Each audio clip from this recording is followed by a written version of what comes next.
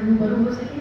और उससे ज़्यादा आपको मुबारक कि आप इस दौर की आम आदमी की, आम जनता की और सत्ता प्रतिष्ठान की आंख में आंख डाल करके उससे बात करने वाले जस्टिस मार्कंडेय काटजू साहब को आप इस मंच पर साथ ला सके।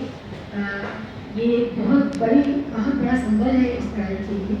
और बहुत शुक्रिया काटजू साहब का भी कि वो यहाँ तशरीफ लाए और इस मुद्दे के साथ उन्होंने अपने आप को जोड़ना ठीक समझा।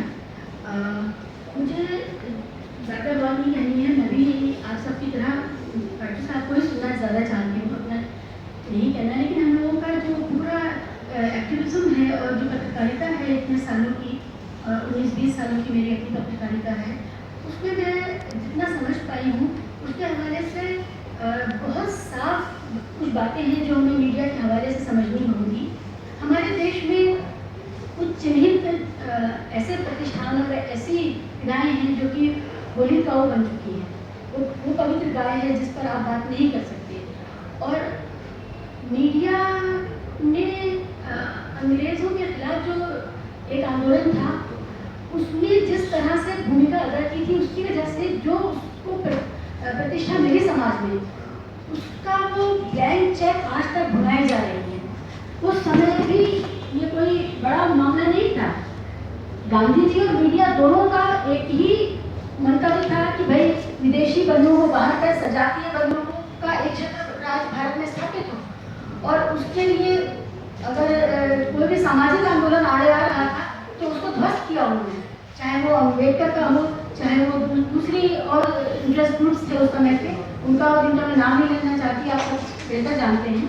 तो उस हवाले से अगर हम देखें कि मीडिया आज भी उस सजातीयता को, और वो सजातीयता क्या है? वो सजातीयता है भारतीय सवर्ण पुरुष की सजातीयता है। उसमें महिला नहीं है, उसमें दलित नहीं है, उसमें आदिवासी नहीं है।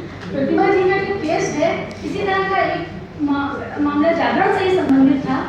और जागरण वालों ने जो उनके जी के जो बेटे हैं, उन्होंने साफ ये कहा था कि हमारे पास फौज है वकीलों की, देखें कौन कितना लड़ सकता है।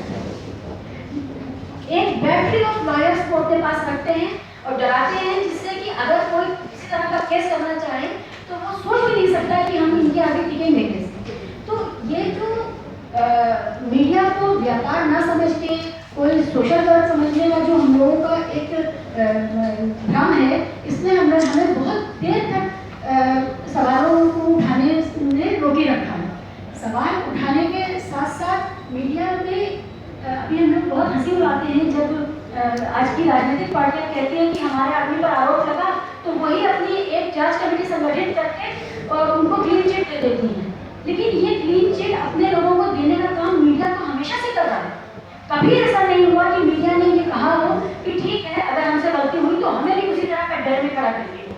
अपने लोगों को खुद क्लीन चिट देने का, आज हम जिसका मजाक